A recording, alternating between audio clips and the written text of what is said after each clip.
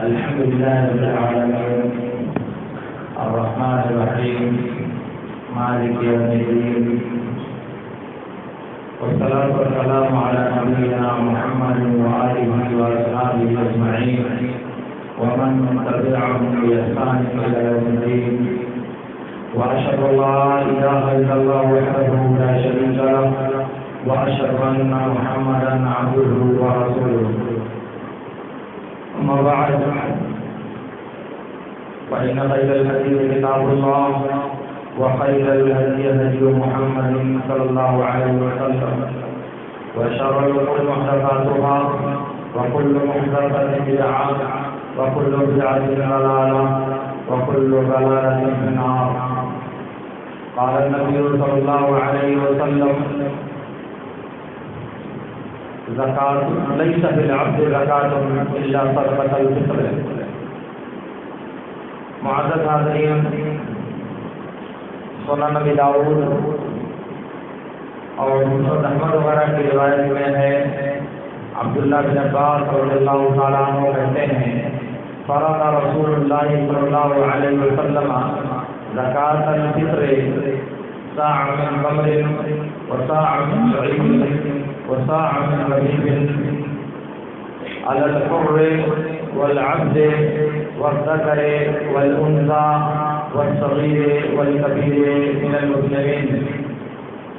طهرة للصائم من اللغو والرفث وطعمة للمساكين فمن أداها قبل الصلاة فهي زكاة مقبولة ومن أداها بعد الصلاة فهي صدقة من الصدقات. کہا کہ اللہ کے رسول صلی اللہ علیہ وسلم نے زکوٰۃ فطر کو فرض کیا ہے مسلمان مرد اور عورت، چھوٹے اور بڑے، آزاد اور غلام پر ایک سا کھانا، ایک سا جو، ایک سا کھجور، ایک سا کشمش اور ایک سا پنیر، اور حکم دیا کہ اسے نماز کے لیے جانے سے پہلے ادا کر دیا جائے. تو جس نے نماز سے پہلے ادا کیا تو اس کی زکوٰۃ مقبول ہوگی، اور جس نے نماز کے بعد ادا کیا تو وہ ایک عام سا صدقہ ہوگا، یعنی اس کی زکوٰۃ فطر ادا نہیں ہوگی. تو یہ حدیث اور اسی طرح عبداللہ بن عمر رضی اللہ تعالیٰ عنہ کی حدیث ہے بخاری اور مسلم میں فرض رسول اللہ صلی اللہ علیہ وسلم زکاۃ الفطر علی الصغیر والکبیر والذکر والانثی والعبد والحر من المسلمین، کہ اللہ رب العالمین نے مرد عورت، بچہ اور بڑا، آزاد اور غلام مسلمان پر زکوٰۃ فطر کو فرض کیا ہے. اور اللہ کے نبی صلی اللہ علیہ وسلم نے زکوٰۃ فطر کی فرضیت کی حکمت اور اس کی وجہ بیان کرتے ہوئے ارشاد فرمایا کہ یہ روزے دار کو بےہودہ بات اور گناہوں سے پاک کرنے کے لیے اور مسکینوں کو کھانا کھلانے کے لیے ہے. اس لیے ہر وہ مسلمان جس کے پاس ایک دن کے کھانے سے زیادہ، یعنی صبح اور شام کے کھانے سے زیادہ غلہ اس کے پاس موجود ہے تو اس پر زکوٰۃ فطر فرض ہے ایک سا.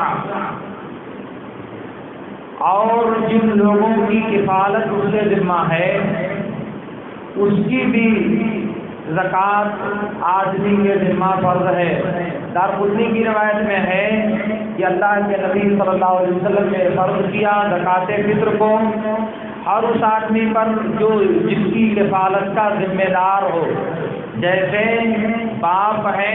تو نابالغ بیٹوں کا کفیل ہے، ان کی طرف سے زکوٰۃ ادا کرے گا.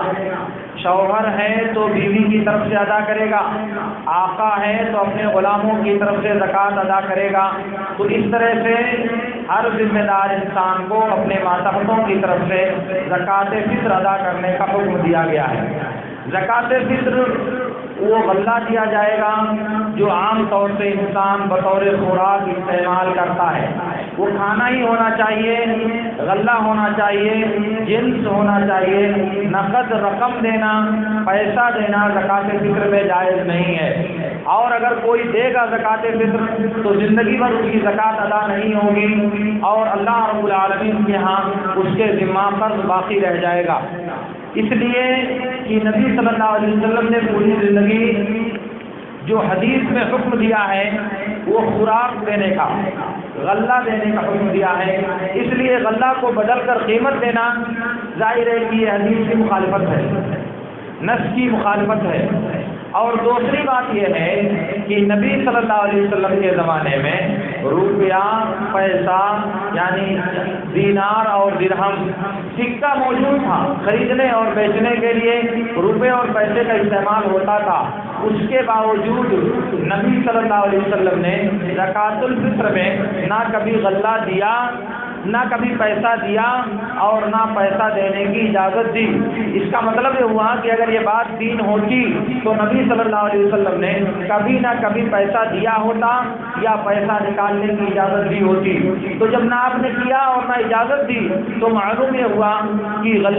غلہ ہی دینا اصل ہے اور قیمت دینا ہمارے دین میں موجود نہیں ہے۔ اس لیے صدقۃ الفطر قیمت دینا جائز نہیں ہے۔ اور اسی لیے چونکہ حدیث میں غلہ دینے کا حکم دیا گیا ہے اس لیے صدقۃ الفطر میں غلہ ہی دیا جائے گا۔ ویسے ایک بات اور ہے کہ جو قیمت نکالی جائے گی وہ کس چیز کی قیمت نکالی جائے گی؟ کھجور کی، کشمش کی، گیہوں کی، چاول کی، ظاہر ان کی قیمت میں بہت فرق ہے، ان کی قیمتوں میں بہت فرق ہے۔ تو جو سب سے مہنگا سامان ہے اگر اس کی قیمت نکالی جائے تو کچھ اور ہوگی، اور سب سے سستا جو سامان ہے اس کی قیمت نکالی جائے تو اس کا دام کچھ اور ہوگا۔ اور ایک بات اور ہے، اگر فرض کر لیجئے آپ نے چاول کی قیمت ادا کر دیا فقیر کو آپ نے 100 روپیہ دے دیا کہ ہماری زکوٰۃ فطر تم لے جاؤ، اس نے لے جا کر کے کھجور خرید لیا، کھجور اس کو ملا آدھا کلو، کھجور اس کو ملا آدھا کلو، تو آپ کی صدقۃ الفطر کتنا ادا ہوئی؟ اس نے تو آدھا ہی کلو پایا نا آپ کے پیسے میں، کھجور خریدا اسے، تو آپ کی صدقۃ الفطر تو 2.5 کلو ہونا چاہیے، اسے آدھا کلو ملا، تو آخر صدقۃ الفطر کیسے آپ کا ادا ہوا؟ تو میرے کہنے کا مطلب یہ ہے کہ قیمت ادا کرنے کی صورت میں بہت سی پریشانیاں ہیں، اس لیے قیمت ادا کرنا جائز نہیں ہے، بلکہ صدقۃ الفطر میں غلہ دینا ضروری ہے۔ دوسری بات یہ ہے کہ صدقۃ الفطر نکالنے کا وقت یہ ہے کہ چاند دیکھنے کے بعد نماز کے لیے جانے سے پہلے، یعنی مغرب سے لے کر کے نماز پڑھنے کے بیچ میں صدقۃ الفطر غریب کو دے دیا جائے، یہی اصل وقت ہے، کیونکہ یہ صدقۃ الفطر ہے یعنی افطار والا وقت، اور افطار کا وقت شروع ہوتا ہے جب چاند ہو جائے، رمضان ختم ہو جائے۔ البتہ عید سے 2 روز یا 3 روز پہلے نکالنا جائز ہے، یعنی 28 اور 29 کو بھی، اگر 30 کا ہوا تو 3 دن پہلے ہو جائے گا، 29 کا ہوا تو 2 دن پہلے ہو جائے گا، 28 اور 29 کو بھی زکوٰۃ فطر ادا کرنا جائز ہے، کیونکہ صحیح بخاری کی روایت میں ہے، عبداللہ بن عمر رضی اللہ تعالیٰ عنہما کہتے ہیں کہ ہم لوگ اللہ کے رسول صلی اللہ علیہ وسلم کے زمانے میں زکوٰۃ فطر عید سے 1 روز 2 روز پہلے عطا دیا کرتے تھے۔ تو معلوم ہوا کہ زکوٰۃ فطر عید سے 1 روز 2 روز 3 روز پہلے دینا بھی جائز ہے۔ البتہ رمضان کے شروع میں آدھا رمضان کو یا اور پہلے یا اور بعد میں زکوٰۃ فطر ادا کر دینے سے زکوٰۃ فطر ادا نہیں ہوتی، کیونکہ اصل فرضیت اس وقت ہوتی ہے جب چاند نکل جاتا ہے، مگر شریعت نے 2 روز کی رخصت دیا ہے۔ اب 2 روز سے پہلے آپ 1 ہفتہ پہلے، 10 روز پہلے، 15 روز پہلے آپ نکالتے ہیں تو آپ کی مرضی اور آسانی کی بات ہے، وہ بات شریعت کی نہیں ہوگی۔ اور پھر اس کے بعد صدقۃ الفطر جو نکالا جائے گا اس کا صرف ایک مصرف ہے، اور وہ مصرف ہے فقراء اور مساکین، یعنی زکوٰۃ صرف محتاجوں کو دی جائے گی، اور بقیہ دوسرے جو زکوٰۃ کے مصارف ہیں ان میں صدقۃ الفطر کو خرچ نہیں کیا جائے گا۔ اس لیے صدقۃ الفطر مسجد میں دیا جائے، مدرسے میں دیا جائے، آفس کے خرچ کے لیے دیا جائے اور دوسری جگہوں پر دیا جائے تو یہ جائز نہیں ہے، یہ حرام ہے۔ صدقۃ الفطر صرف فقیر کا حق ہے، اس لیے محتاج کو دینا چاہیے۔ ہمارے کچھ لوگ کہتے ہیں کہ صدقۃ الفطر غلہ دینے میں پریشانی ہے۔ کیا پریشانی ہے؟ پریشانی یہ ہے کہ فقیر کو ضرورت ہے شکر کی، اسے ضرورت ہے جوڑے کی، اسے ضرورت ہے جوتے کی، اسے ضرورت ہے ٹوپی کی، تو آپ غلہ دیتے ہیں، وہ غلہ بیچے گا پھر خریدے گا، تو اس سے بہتر ہے کہ آپ خود ہی پیسہ دے دیں اور وہ پیسے سے جا کر کے اپنا سامان خرید لیں۔ یہ کچھ لوگ سمجھتے ہیں، حالانکہ یہ کم عقلی کی بات کہوں میں یا کم فہمی کی بات کہوں میں، کیونکہ شریعت نے اس کی جو حکمت بیان کیا ہے وہ یہ کہا ہے کہ طہرۃ للصائم من اللغو والرفث وطعمۃ للمساکین، زکوٰۃ فطر فرض کی گئی ہے مسکینوں کو خوراک فراہم کرنے کے لیے، انہیں کھانا کھلانے کے لیے۔ اس کا صرف یہی ایک مقصد ہے کہ خوراک فراہم ہو جائے مسکینوں کی، مسکینوں کے اس دن کے کھانے کا انتظام ہو جائے، بس یہی اس کا مقصد ہے۔ اس کے علاوہ فقیر کی دوسری جو ضرورتیں ہیں، اس کے لیے کپڑا چاہیے، اس کے لیے ٹوپی چاہیے، اس کے لیے شکر چاہیے، اس کے لیے گوشت چاہیے، اس کے لیے یہ چاہیے وہ چاہیے، تو آپ اپنی جیب سے خرید کر دیتے کو نہیں؟ کس نے آپ کو منع کیا ہے کہ آپ فقیر کی مدد مت کرو؟ کس نے آپ کو منع کیا ہے کہ آپ کی فقیر کی خبرگیری مت کرو؟ وہ ساری چیزیں آپ پر فرض ہیں، اور آپ ایک طاقتور اور مالدار ہونے کی حیثیت سے جہاں تک آپ کر سکتے ہوں وہ کرنے کی آپ کی ذمہ داری ہے۔ اور اگر آپ کو معلوم ہے کہ میرا فلاں بھائی ضرورت مند ہے اور آپ اس کی ضرورت پوری کر سکتے ہو اور آپ نے نہیں پوری کیا تو آپ اللہ کے یہاں پکڑے جاؤ گے، آپ اللہ کے ہاں آپ سے بات پوچھ کی جائے گی۔ میں نے اس سے پہلے شاید آپ کو سنایا تھا، حدیث میں ہے اللہ کے نبی صلی اللہ علیہ وسلم نے فرمایا کہ وہ آدمی مسلمان نہیں ہو سکتا جس کا پڑوسی بھوکا سو رہا ہو اور اس کو معلوم ہو کہ میرا پڑوسی بھوکا سو رہا ہے، وہ مسلمان نہیں ہو سکتا۔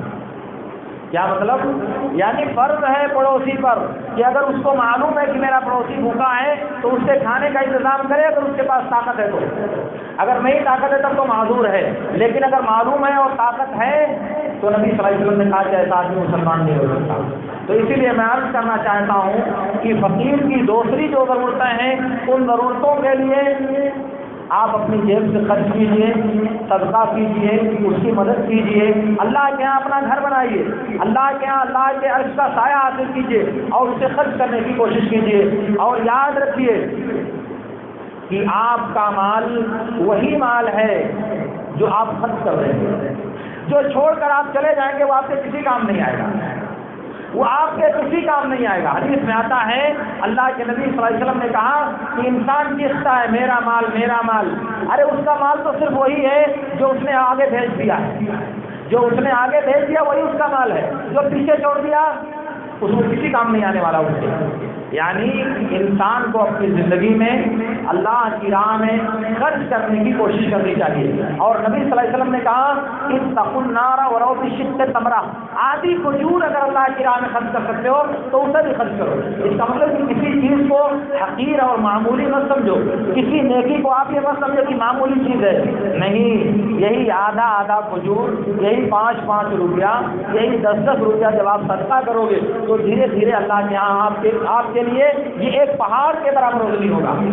اور اللہ تعالیٰ عرش میں کا سایہ میدان محشر میں آپ کو عطا کرے گا۔ تو اس لیے میں عرض کر رہا تھا کہ صدقۃ الفطر کی فرضیت کا مقصد یہ ہے کہ فقیر کی خوراک کا انتظام کیا جائے، اس لیے اس سے وہی مقصد آپ پورا کیجیے جو اللہ تعالیٰ چاہتا ہے۔ بقیہ دوسری ضرورتوں کے لیے آپ اپنی جیب سے اس کی مدد کیجیے، کیونکہ وہ آپ کا بھائی ہے، وہ ضرورت مند ہے، آپ پر فرض ہے اس کی کفالت اور خبرگیری کرنا، اپنی زکوٰۃ کے ذریعہ، اپنے عطیات کے ذریعہ اور اپنے دوسرے عشر اور نصف عشر کے ذریعہ آپ اس کی خبرگیری کریں اور اس کی مدد کریں، یہ آپ کی ذمہ داری ہے۔ اس لیے صدقۃ الفطر تمام مسلمانوں پر اللہ کے رسول صلی اللہ علیہ وسلم نے فرض کیا ہے، اس لیے ہم کو صدقۃ الفطر نکالنے کا اہتمام کرنا چاہیے، اور زیادہ بہتر یہی ہے کہ چاند دیکھنے کے بعد نماز کے لیے جانے سے پہلے اسے فقیر کو دے دیا جائے، یہی سب سے افضل وقت ہے۔ اللہ رب العالمین سے میری دعا ہے کہ اللہ رب العالمین ہمیں اپنی شریعت کے مطابق عمل کرنے کی توفیق عطا فرمائے۔ وآخر دعوانا ان الحمد للہ رب العالمین۔ اقول لکم ما تسمعون واستغفر اللہ لی ولکم۔